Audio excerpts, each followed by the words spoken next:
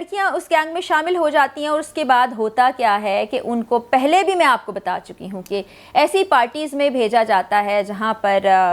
جنسی معاملات ہو رہے ہوتے ہیں، اور اس میں یہی ہوتا ہے کہ ڈرگس کا استعمال ہو رہا ہوتا ہے، جس کے بعد انسان اپنے ہوش و حواس کھو بیٹھتا ہے، اس پر جنسیت سوار ہو جاتی ہے، خواہ وہ مرد ہوں یا عورت۔ وہ کرتی کیا ہے، اس گینگ میں جو بچیاں شامل ہو جاتی ہیں جس بھی طریقے سے، رضامندی سے یا غیر رضامندی سے یا بلیک میلنگ کے بعد، ان بچیوں کو طبیعت خرابی کا بہانہ کر کے ایمبولینس کے ذریعے سے ہاسٹل سے باہر بھیج دیا جاتا ہے۔ جب وہ ہاسٹل سے باہر چلی جاتی ہیں تو وہ جاتی ہیں دراصل جنسی پارٹیوں میں، اور وہی میں نے بتایا کہ جنسی اور ڈرگس مافیا کا ملا جلا ایک امتزاج ہے جہاں پر وہ تمام رات گزارتی ہیں۔ ایسی جنسی معاملات کی سہولت دریافت کرنی ہوتی ہے تو پھر یہ ان اساتذہ سے رابطہ کرتے ہیں اور وہ ان میں سے خواتین کو وہاں بھجواتے ہیں، اور وہاں پر بھی یہی سلسلہ چلتا رہتا ہے کہ سیٹوں کی خرید و فروخت ہوتی ہے۔ جی ہاں جناب، جب ہم یہ رونا روتے ہیں نا کہ ہمارے ہاں تعلیم کا معیار گر گیا ہے، تعلیم بچے حاصل تو کر لیتے ہیں لیکن ان کو کچھ نہیں پتہ ہوتا، جب ان سے کوئی سوال کیا جائے، جب ان سے کوئی بات پوچھی جائے تو وہ لا علم ہوتے ہیں۔ تو اس کا معاملہ کچھ ایسا ہے کہ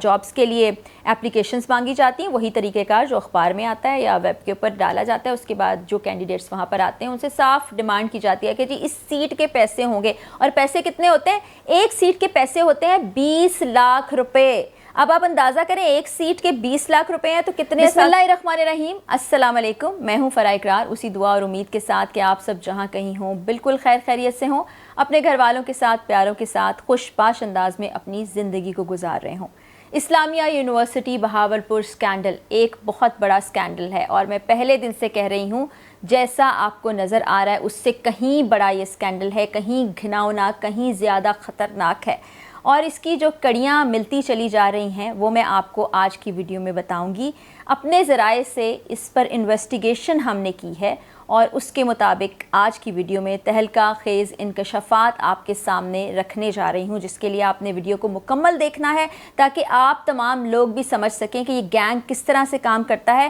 اور ایک مرتبہ پھر وہی بات دہراؤں گی کہ یہ گینگ صرف پاکستان میں بہاولپور کی اسلامیہ یونیورسٹی میں موجود نہیں ہے، بلکہ پاکستان کی تمام یونیورسٹی کے ساتھ ساتھ تدریسی اداروں میں پھیل چکا ہے۔ ٹین ایجر بچوں سے لے کر بڑی عمر کے افراد تک نشے پر لگ چکے ہیں، اور مقصد بھی اس مافیا کا یہی ہے کہ ڈرگس کی دلدل میں دھکیلا جائے لوگوں کو، اور خاص طور پر ہماری معصوم پاکستانی لڑکیوں کو کس طرح سے جنسی ہراسانی کا شکار کیا جائے اور جنسی مقاصد کے لیے اور اپنے انٹرسٹ کے لیے ان کو استعمال کیا جائے، اور وہ جو ایک گریٹر نیٹ ورک ہے اس کا حصہ بنایا جا سکے۔ گریٹر نیٹ ورک پھر آپ کو بتاؤں گی کہ وہ پاکستان میں آپریٹ نہیں کرتا، لیکن ان کے باشندے، ان کے کارندے، ان کے اعلی کار یہاں پر موجود ہیں،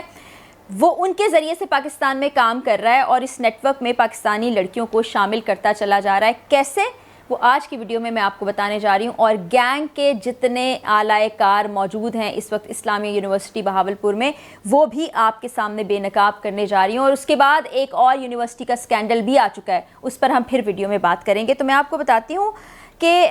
میں پہلے بھی آپ کو کہہ چکی ہوں، اس بات کا پھر سے اعادہ کرتے ہیں کہ اعجاز صاحب جو ہیں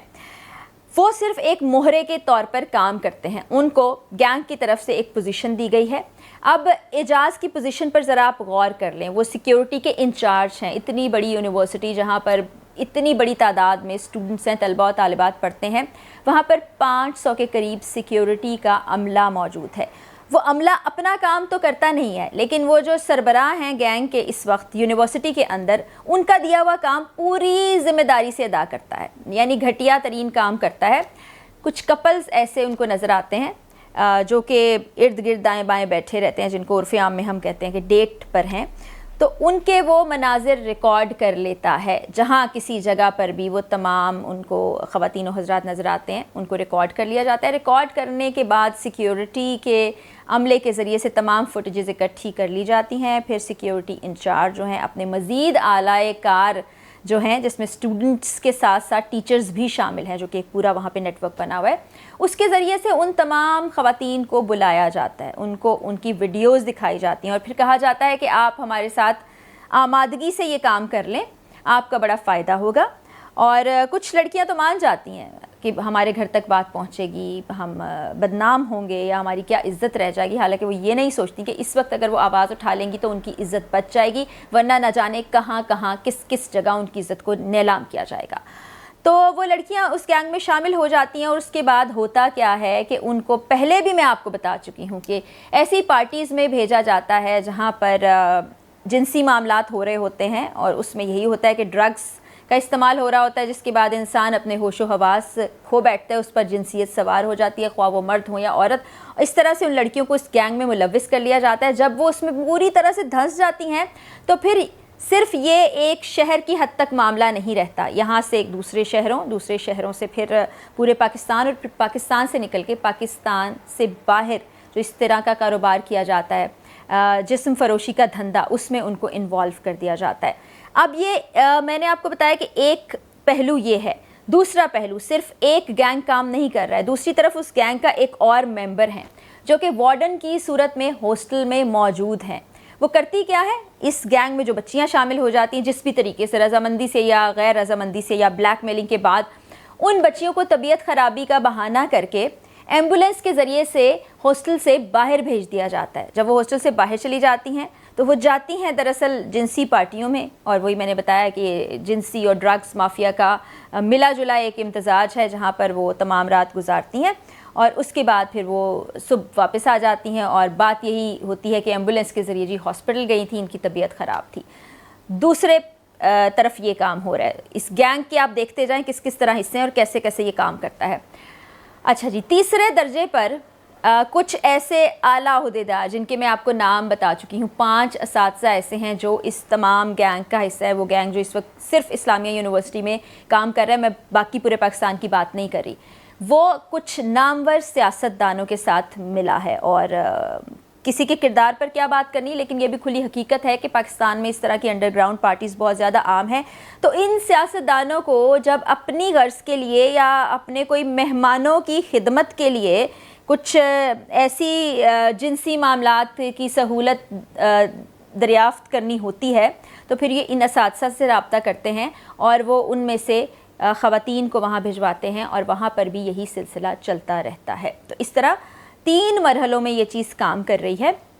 اور یہ سلسلہ رک نہیں رہا، یہ سلسلہ چلتا چلا جا رہا ہے، اور اس میں بہت سی چیزیں اور بے نقاب ہونے جا رہی ہیں، اور بیرونی ہاتھ کس کا ہے، کیسے ہے، وہ بھی جلد انشاءاللہ انویسٹیگیشن میں ہم لگے ہیں آپ تک پہنچائیں گے۔ یہ صرف اس اسکینڈل کی بات ہو رہی ہے جس میں جنسی طور پر ملوث کیا جاتا ہے بچیوں کو، یا ان کو نشے پر لگا کے اپنے مقاصد کے لیے استعمال کیا جاتا ہے۔ ایک اور پہلو بھی ہے جو کہ کرپشن کا ہے، جو کہ اس وقت دب چکا ہے۔ یہ بھی میں آپ کو بتا دوں کہ جو آئس کے نشے کی بار بار بات ہو رہی ہے، چرس کے نشے کی بات ہو رہی ہے، کرسٹل کے نشے کی بات ہو رہی ہے، یا دیگر نشوں کی بات ہو رہی ہے، تو یہ آج سے یونیورسٹی میں استعمال نہیں ہو رہا، بلکہ اگر میں یہ کہوں کہ کئی صدیوں سے استعمال ہو رہا ہے تو یہ غلط نہیں ہوگا۔ جیسے جیسے نئی ڈرگز آتی رہتی ہیں وہاں پر پہنچتی رہتی ہیں، اور اسی گینگ کا ایک حصہ یہ بھی ہے کہ اس میں بہت سے لوگ ڈرگ کی سپلائی میں بھی ملوث ہیں، نہ صرف یونیورسٹی کے اندر بلکہ یونیورسٹی سے باہر اس طرح کی بڑی پارٹیز کے اندر، بڑے نامور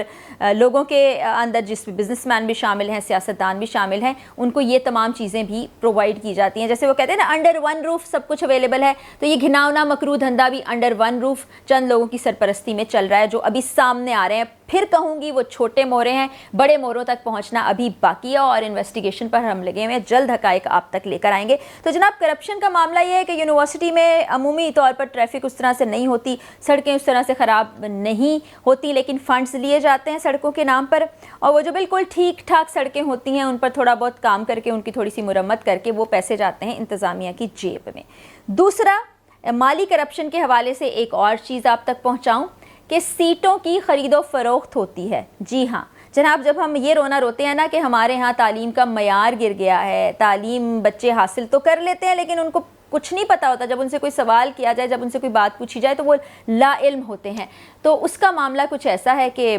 جابز کے لیے اپلیکیشنز مانگی جاتی ہیں، وہی طریقہ کار جو اخبار میں آتا ہے یا ویب کے اوپر ڈالا جاتا ہے۔ اس کے بعد جو کینڈیڈیٹس وہاں پر آتے ہیں ان سے صاف ڈیمانڈ کی جاتی ہے کہ جی اس سیٹ کے پیسے ہوں گے، اور پیسے کتنے ہوتے ہیں؟ ایک سیٹ کے پیسے ہوتے ہیں 20 لاکھ روپے۔ اب آپ اندازہ کریں ایک سیٹ کے 20 لاکھ روپے ہیں تو کتنے اساتذہ وہاں پر کام کر رہے ہیں. میں یہ نہیں کہتی کہ تمام کے تمام اسی ذریعے سے آئے ہوں گے, لیکن بہت سے ایسے ہوں گے جو اس ذریعے سے آئے ہوں گے 20 لاکھ روپے دے کے. اس طرح کھلے عام سیٹوں کی خرید و فروخت کا سلسلہ بھی جاری ہے. اور افسوس کی بات یہ ہے کہ ابھی تک انتظامیہ کی جانب سے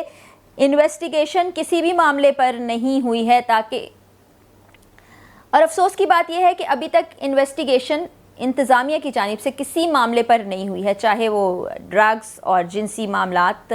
ہوں, چاہے وہ اس طرح کے مالی سکینڈلز ہوں اور مالی معاملات ہوں. یہ بڑے افسوس کی بات ہے, اور بات وہیں پر آ کے ختم ہوتی ہے کہ جب تک آپ اپنی غلطی کو مانیں گے نہیں, اس کو ٹھیک کیسے کریں گے. تو یہاں پر غلطی کو آپ مان لیں.